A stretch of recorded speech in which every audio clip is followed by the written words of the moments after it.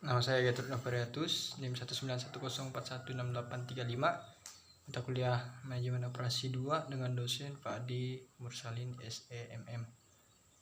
Berikut ringkasan materi saya tentang metode peramalan dalam produksi.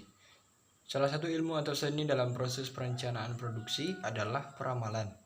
Karena dengan adanya peramalan, kita dapat menentukan dan melakukan persiapan produksi yang akan datang.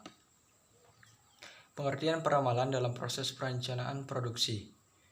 Peramalan adalah proses untuk memperkirakan beberapa kebutuhan di masa mendatang yang meliputi kebutuhan dalam ukuran kuantitas, kualitas, waktu, dan lokasi yang dibutuhkan dalam rangka memenuhi permintaan barang ataupun jasa. Dalam hubungannya dengan horizon waktu, peramalan dapat diklasifikasikan ke dalam 3 kelompok, yaitu pertama, peramalan jangka panjang, umumnya 2-10 tahun.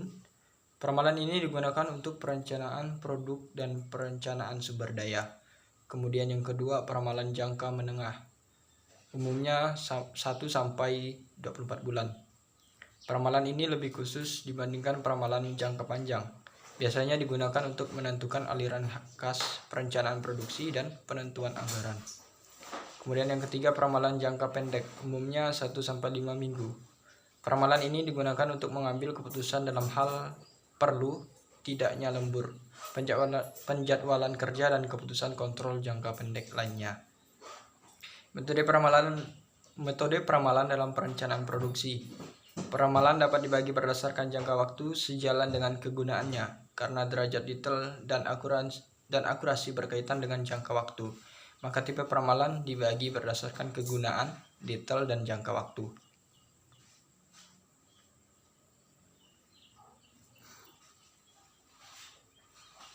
Selain itu, peramalan dapat dikategorikan dengan cara lain.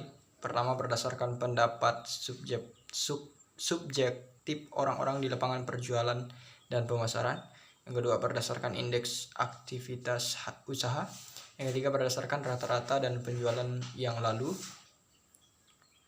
Yang keempat, berdasarkan analisis statistik data penjualan yang lalu. Dan yang kelima, berdasarkan kombinasi. Jenis peramalan. Dalam membuat keputusan dalam perusahaan industri, seorang manajer membutuhkan informasi dari berbagai sisi yang berbeda. Oleh karena itu, seorang manajer perlu melakukan peramalan pada beberapa bidang penting. Antara lain peramalan tentang perkembangan teknologi, peramalan tentang kondisi ekonomi, peramalan permintaan, dan sebagainya. Pada perencanaan dan pengendalian produksi VPC, bidang peramalan yang difokuskan adalah peramalan permintaan. Peramalan permintaan itu sendiri merupakan peramalan tingkat permintaan produk-produk yang diharapkan akan terrealisasikan untuk jangka waktu tertentu pada masa yang akan datang.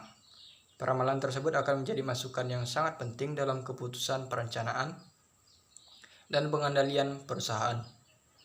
Karena bagian operasional produksi bertanggung jawab terhadap pembuatan produk yang dibutuhkan konsumen, maka keputusan operasi produksi sangat dipengaruhi oleh hasil peramalan permintaan.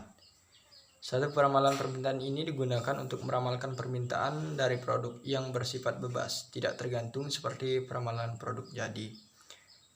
Metode peramalan. Secara umum, peramalan diklasifikasikan menjadi 2 macam, yaitu satu, peramalan yang bersifat subjektif, dan yang kedua, peramalan yang bersifat objektif. Perbedaan antara kedua macam peramalan ini didasarkan pada cara mendapatkan nilai-nilai ramalan.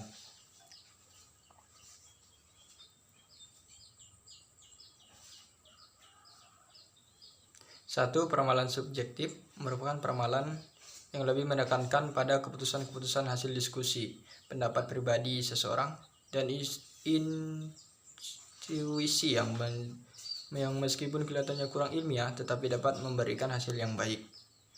Peramalan subjektif ini akan diwakili oleh metode Delphi dan metode penelitian pasar.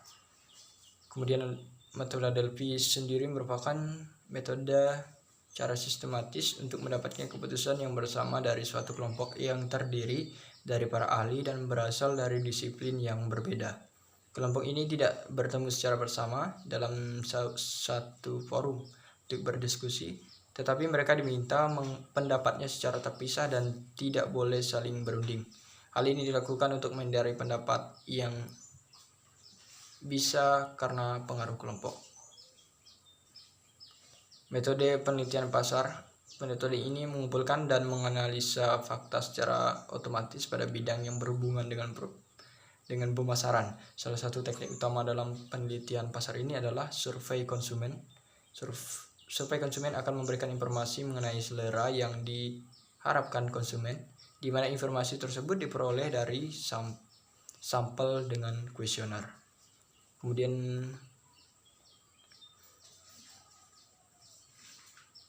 peramalan yang bersifat objektif merupakan prosedur peramalan yang mengikuti aturan-aturan matematis dan statistik dalam menunjukkan hubungan antara permintaan dengan satu atau lebih variabel yang mempengaruhinya.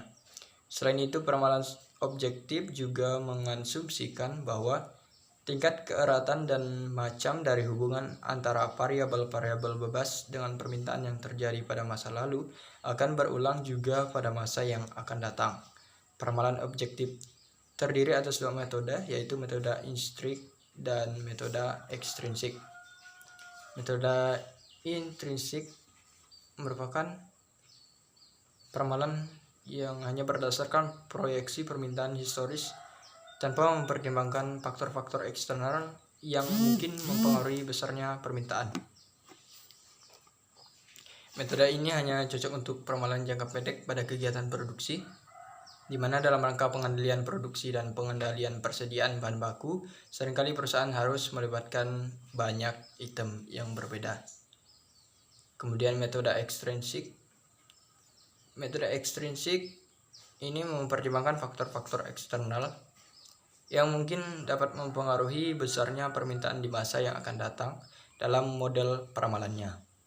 Metode ini lebih cocok untuk peramalan jangka panjang karena dapat menunjukkan hubungan sebab akibat yang jelas dalam hasil peramalannya, sehingga disebut metode kausal dan dapat memprediksi titik-titik perubahan. Pendekatan peramalan. Dengan mempertimbangkan bahwa penggunaan metode statistik yang dilakukan pada data yang lalu adalah cara realistis untuk melakukan peramalan permintaan yang akan datang.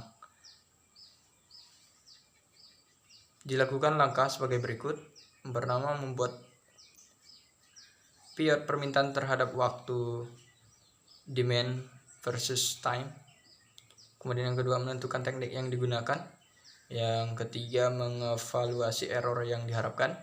Dan yang keempat, mengambil keputusan untuk menggunakan teknik yang dipertimbangkan atau berusaha mendapatkan yang lebih baik. Baiklah, sekian ringkasan materi tentang metode peramalan dalam produksi. Terima kasih.